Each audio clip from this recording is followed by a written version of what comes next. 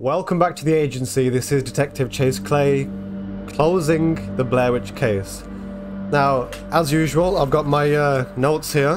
What I'm going to do is I'll do a summary or a recap of what happened in the last final episode, as normal, and then I will do a sort of wrapping things up, case closed, final opinions and thoughts, perhaps the goods and bads, and just general wrapping this up in a nice little bow, a creepy tree branch twig covered bow, but we'll get to doing that, and then tell you of the next plan that we have going on.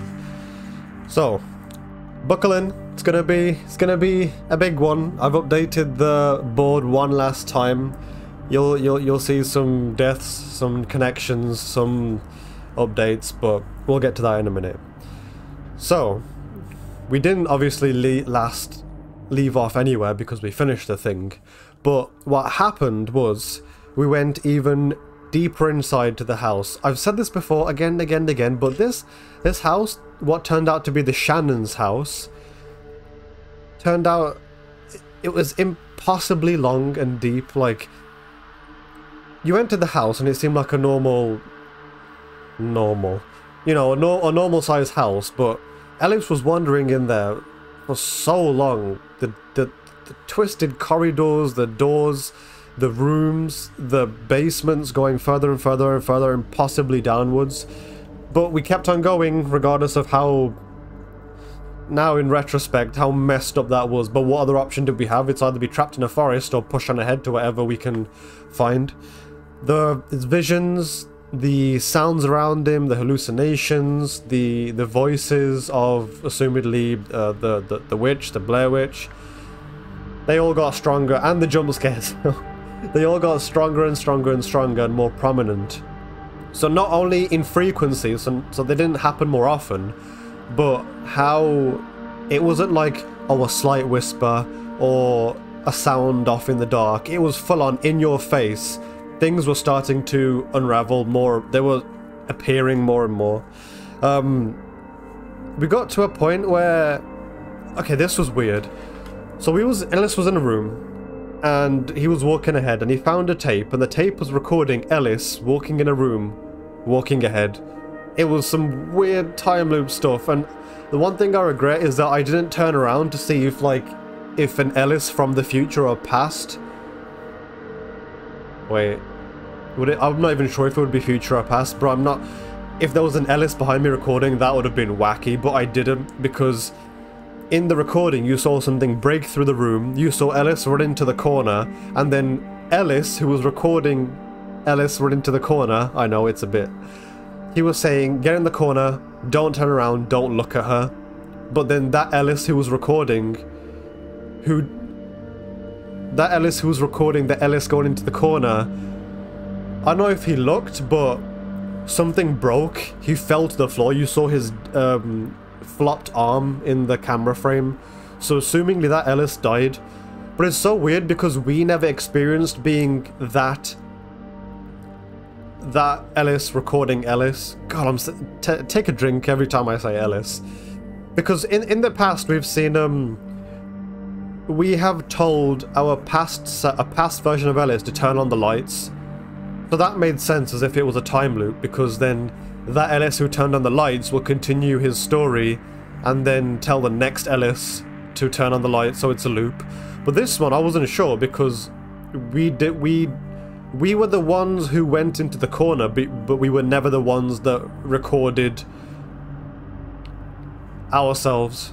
So Again, I don't understand. That ties into how does the camcorder work, why doesn't it bring back people, or why does it bring back only certain objects? It might be just from a technical gameplay standard, but it would be nice to understand a bit more of if there is viable game lore behind that, but we have to take it at the face value it is, and just the information that's presented to us in the first place.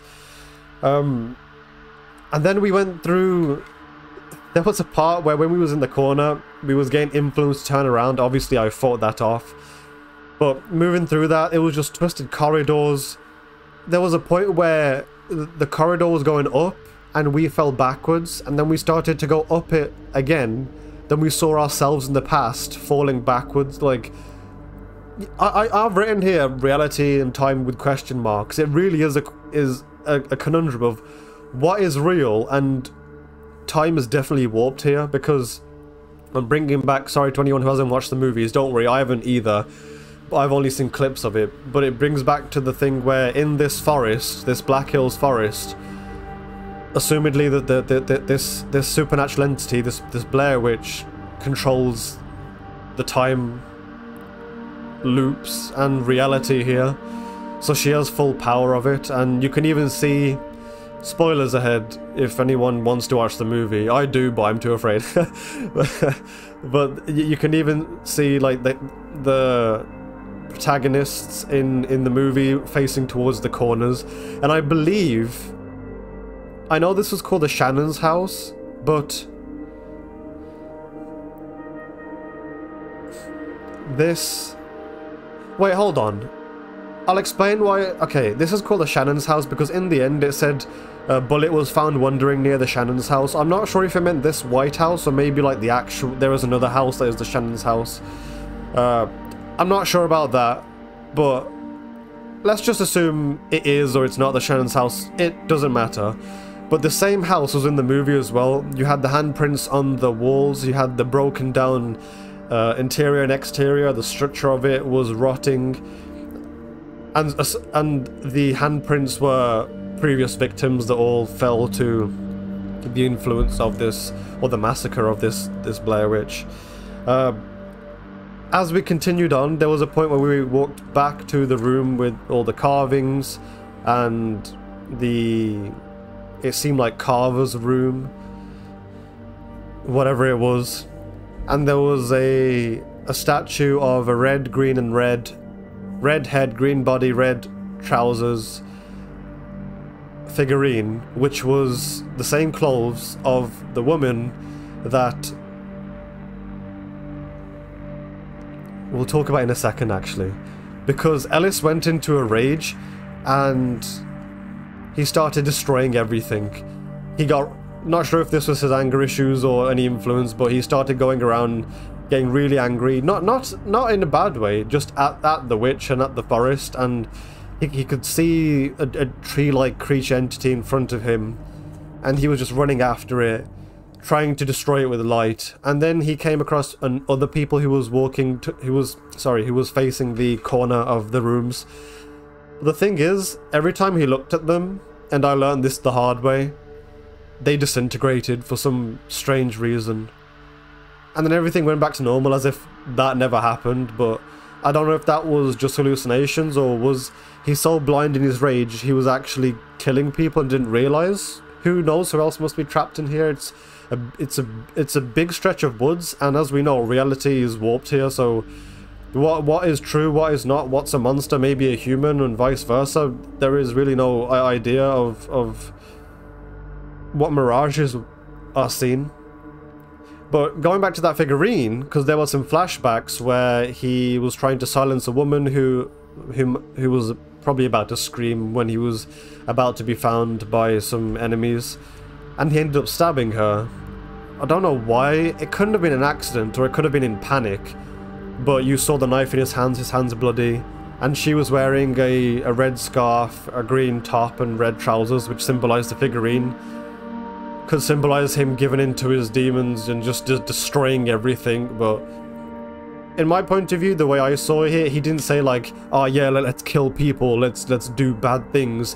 He was focusing his entire rage on the witch, which in my opinion it's honestly not the worst thing in sorry, it's not the worst thing in the world, because his motives were not full of malice. But at the end of the day, it doesn't matter. Oh, this is so strange to say. Your motives matter, but action matters more than motives, right? What you do is worth, in the real world, has more of an effect of what you think. Because you could be thinking anything, but the actions that you do are the things that have an impact in the real world, have their consequences, and have that physical, tangible, would I say butterfly effect? I'm just going to stick it to effect for the future. And we found the basement where apparently Peter had been kept by Carver. There was lots of photos on the wall, and the photos were the same ones that we had been collecting of the, I don't know if there were kids, teenagers, young adults, people facing the walls, like the corners. And then this just brings up the whole thing, whether was that Carver taking those photos? Was it the witch? Like, what was it? Because we grabbed those photos, but those photos were exactly the same on the wall, which makes me think, what if Ellis took those photos and put them on the wall with this whole time loop thing? Unless they were duplicate photos, but I'm gonna stick to the warping time and reality theory, because that, as weird as it sounds, it makes the most sense in this messed up environment that we're in. And then towards the end, we got more flashbacks, including the one that I was talking about with the lady. We was traversing around that ruined war-torn village town, but it was flashing from that hallucination to the forest, and we could see Carver in front of us, but then we couldn't because the hallucination came back. And in the end, we beat the living shit out of Carver, and he was happy about it because he was laughing in joy and in solace, would I say? And he was saying, I'm free, I can't hear her anymore, I'm free, I'm finally free. And Ellis, rightfully so, because he was so upset and mad about all those kids who have potentially, because he did say that, like, all those kids in the pictures potentially died at the hands of Carver or the Blair Witch or whatever this is, but that anger filled up Ellis. He got Carver's knife and stabbed him straight in the neck collarbone area, and even then Carver was smiling.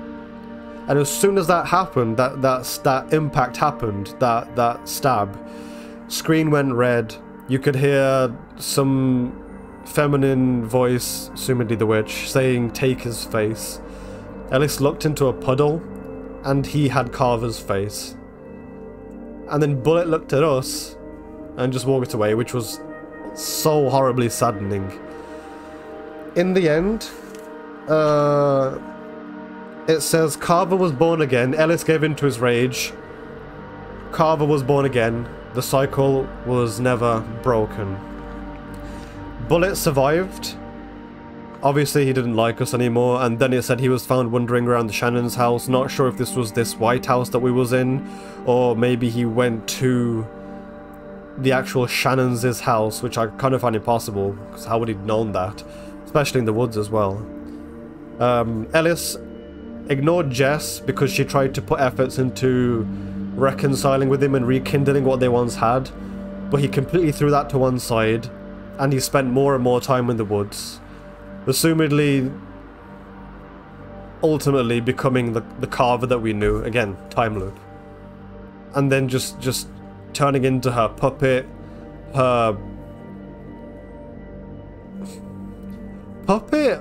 or guest, because it seems like the witch had a thing for Ellis. She wanted him to be the protector, the wanderer, the killer, the hand of her will in these woods, but unfortunately he gave in to that. Peter died, and he was found near, I can't remember what, some road outside of the forest. Carver had killed him, Carver stabbed him. Lanning's body was never found. Todd McKinnon, who was the son of the sawmill guy, of the woodcutter sawmill guy who disappeared, and also the dude that when we went to the Tappy East Creek sawmill, we saw some dude being pushed and punched. That was Todd McKinnon. He got his head was cut open by the saw, Not sure if Ellis did that in his blind rage or if Carver did that or what, but apparently he was so rotted to the point where he was...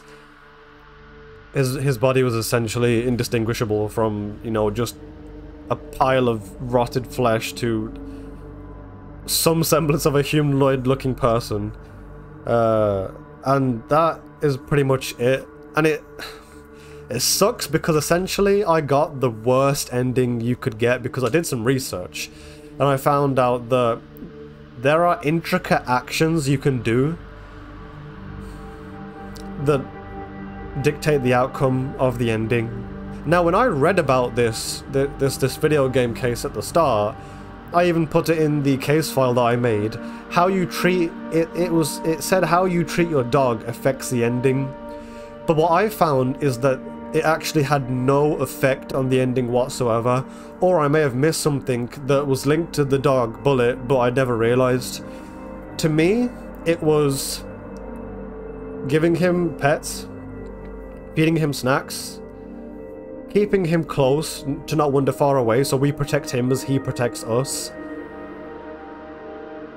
When he was barking and whimpering at the twig creations, you know, the logo of the Blair Witch sign, we destroyed those because in my mind I think, okay, Bullet doesn't like this, he's whimpering from it, it's making him sad. Let me check out what it is. And it comes up with an interact sign. You interact with it and you can't escape. You either destroy it by pressing the button, or if you don't do anything, Ellis destroys it himself. So I had a bit of a problem with that because in my mind I treated the... Sorry, I also realised that there was a part where I remember we was walking in circles after Bullet broke his leg. We could have dropped Bullet, but that indicator never came. Because I think if you stop, then the indicator comes, but I kept on moving, so it never came. So that was another thing, we never left Bullet then. But Bullet walked away from us, we got the worst ending because we became Carver, Peter died, things didn't work out with Jess, so... Everything truly went to the most horrible lengths that it could have, which I was really, really upset and annoyed about. I was like, yeah, well, that's a garbage ending. And I saw some people say that, you know, this is the Blair Witch. Once you enter the woods, you can't leave. Same with the movie as well. And horror in general, it doesn't have to be a happy ending. It can be an open-ended ending where you're not sure what happens, or straight out something depressing because it's horror. It's disastrous. But I feel like the way they set it up was just a bit unfair to the player. I understand that this can be noticed as, you know, the Blair Witch manipulating you and you know, you're set up to fail straight from the start. As soon as you enter those woods and staying overnight, that's it, you can't leave. But thinking about it from just a gameplay point of view, I feel like it... I don't mind there being a good ending, bad ending, but there could have been some more inclination as to how we exactly get those, because... Again, going back to the dog thing, there's the option to reprimand the dog, like shout at it. You can never give it pets, you can never give it scratches, you can let it suffer and look at those twig creation things, you can drop Bullet when his legs are broken, you're carrying him, you can do so many bad things to him. Yet you do all those right things and then he just turns around and says, yeah, well, I don't know you, bye, and goes the other way. So I really didn't... That wasn't the best thing in the world, and... Here's what I'm thinking. Because the game does tell you in notes or in recordings about not using the light against some of the tree monsters. Like, you can see one of them is vulnerable to the light. Don't disturb them, because once you disturb them, that's when they will never leave you. Same with the twig creations. Once you break one, you'll feel like a power surging inside of you, but then the voices set into your mind and you can't escape them. How would I have supposed to know that unless I replay it? Which brings me to my next point, which is a game's replayability versus forced replayability. Something having replayable value, as in being able to play it again in different ways and enjoy that, and having that internal curiosity. Oh, I wonder how things will go if I do this. Oh, this looks like an interesting way to go. Maybe I'll do that next time. Perhaps I'll fight this enemy in this way. Perhaps I'll go for this dialogue option. I'm not talking about just a Blair Witch. I'm talking about everything in every game in general. That's replayability. But this is forced replayability, because going back to the same point, I'm pushing forward with Bullet. Or the creatures being vulnerable to light. My dog's whimpering and sad. I break the I interact with the figurine, like I said, yada yada. It forces you to break it, or you can break it. I would not have known that, because my first instinct is to take care of my dog, my companion, my service dog, essentially, that's keeping me from going loop-de-loo, and because he's the most lovable boy. But that was my first thing, and even with the tree creature, to get the good ending, you're not supposed to just flash them with the light. You're supposed to use the camcorder to look at them and sneak past them. But I wasn't even using the light with the intent to hurt them. I was just using my flashlight with the intent to see what the hell is in front of me, jittering and, you know, spasming about. And that was just natural intent. So then you learn, yeah, the light hurts them.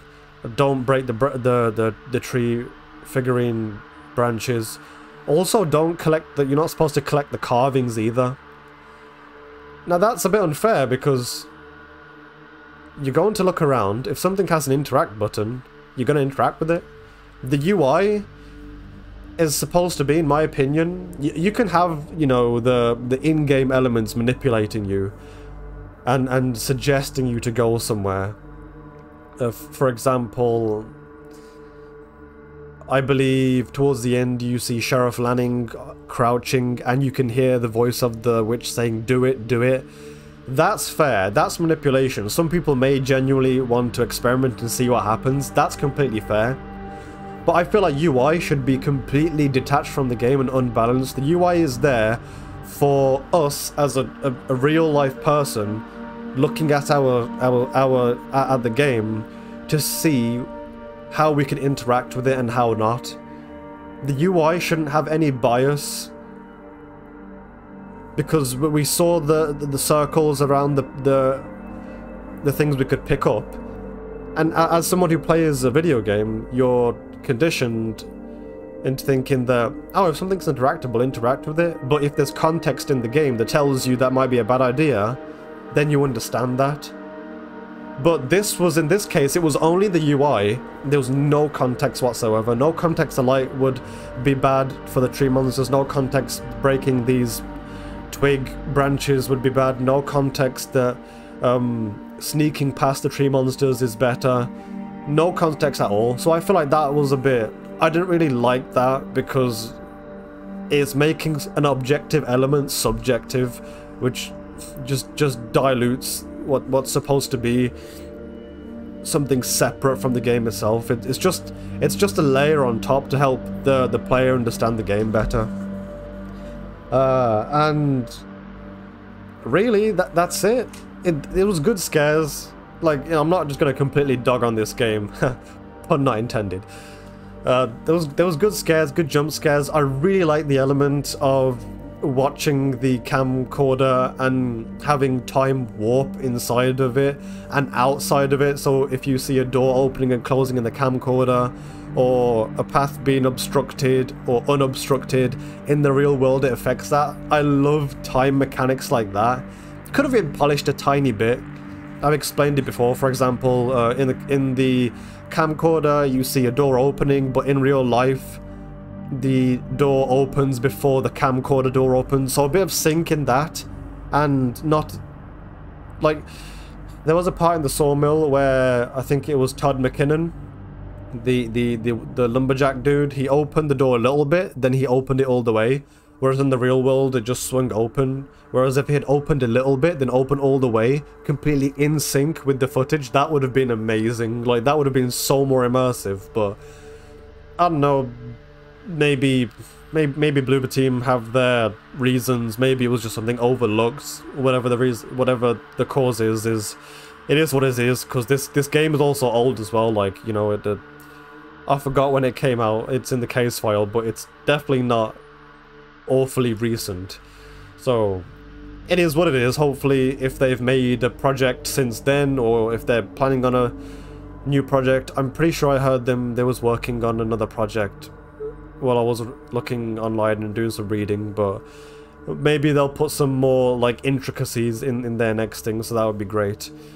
The story generally was it was okay in itself, but it was even better if you watch the movie, because like I said, it connects the movie elements to the game elements. You understand things more, why things are happening, why people are doing certain actions, why there's a camcorder, because the camcorder is a central item in the Blair Witch universe, with it being the way that the viewer sees the footage of the movie, and it helps us in the game as well, obviously. And again, the time shifting elements, and we see how Carver's treating Peter. It's a central variable that ties everything together, so it's definitely enhanced if you watch the movie. And except for that, really, there's not much else to say. Like, on the board, I'm not sure what happened to Adam, because last thing I remember was Ellis saying, for all I know, I could have crippled him for life, but I can't remember if Adam actually died or not, or whether he just got seriously injured by the bullet. Which is actually, now that I think about it, is quite interesting that the dog is called Bullet, and the central reason why Ellis wants to help Peter is because Peter is Adam's brother, and Ellis put a bullet in Adam's brother. In Peter's brother, sorry. So it's interesting whether that's got some kind of connection or if it's just something else. Carver obviously dead, line connecting Ellis to Carver. Ellis is the new Carver. And that's where the replayability comes from, because when you play a second time, you start to understand that the person talking to you through the walkie-talkie, the person you see as Carver, is actually just Ellis. But... oh, is it Ellis, or is it just somebody else? Is it a time loop, or is it different instances? There's a lot of questions. I know one thing for sure that I want to do is that I really do want to replay this. I know I'm getting a backlog now of previously solved video game cases that I want to replay on a harder difficulty or in a different way. For example, Outlast, I want to try that on the most hardest difficulty. It's worth doing a stream on that and not a video series, because, you know, you watch the video series for the story mainly, and any extra additional things, it's nice to see either a condensed or just a live non-episode version of it, because then it would just be like repeating videos you've already made. And the same with this. There is a good ending to this. I wouldn't say it's a perfect, satisfying ending, because it's a horror game, but there is a better ending than this, where Bullet is by your side. I don't want to spoil it too bad, because I really want to stream it, because what you're supposed to do is, right, don't break the stick creations, don't collect any carvings, don't listen to whatever the witch tells you to do, keep Bullet up when you're walking around the loop, never let him down. Don't flash your lights on the tree monsters. If you leave them alone, they'll leave you alone. So it's, again, very intricate stuff you have to do, not at all foretold when you have your first playthrough. False replayability, didn't like that, but it is what it is. So a stream, I think, would definitely be worth it in the future. I've got it written down, I've got it in my notes, it's going to happen. I'll definitely send out some communications of it, whether that's on a community post, a video update, a notification, or an update on the Discord server. It will definitely be there. Maybe a mix of all of them, maybe one or two, maybe just one, who knows, we'll have to see. And that is pretty much the end of that. And as I say at the beginning and end of all the cases, if you like the videos, be sure to like them because that does help out a lot. Comment what you think about the cases, you know, and anything on your mind. Try to keep spoilers to a minimum, but if you're going into comments, expect the unexpected, expect spoilers to be there, and keep a sharp eye out for them. And subscribe if you haven't already to become a junior detective of the agency, and join the Discord server as well. Like I said, you can hang out, chat, get updates and announcements, the whole everything. And with that, I think that's going to be the end of this Blair Witch case. We're gonna close it. We've wrapped it up, done our summary, done our thoughts and everything. I know this has come out on a Sunday, which is a bit weird because I don't really upload videos on the weekend. I normally upload videos in the weekdays and then shorts on the weekend, because it allows the weekend to be used to catch up on any videos that people may have missed out on or are still in the process of watching. But I thought, what's the point of doing, you know, uploading on Monday and Tuesday for the final episode and then case closed, and then Wednesday, Thursday, Friday there being shorts, even though I don't really have many shorts for this because it's not that many funny or interesting moments happened, because it was more, the more interesting part was not the clips but the actual story itself, like the long form, compared to, let's say, Dead Space, which had some funny glitchy moments, or Outlast, which had some clippable story beats. In this, there honestly weren't that many, because it was more of you just playing as Ellis, and that is pretty much it. So, done. We'll leave it there, and we will begin a new case on Monday. That I will not tell you what it is, because maybe I need to still find out what that is. But also, it's a surprise until then. However, I may share what it is on the Discord server. Who knows? It may pop up somewhere. But yes, new case on Monday. In the meantime, you know, keep your eyes open, stay healthy, and I will see you in the next one. Take care.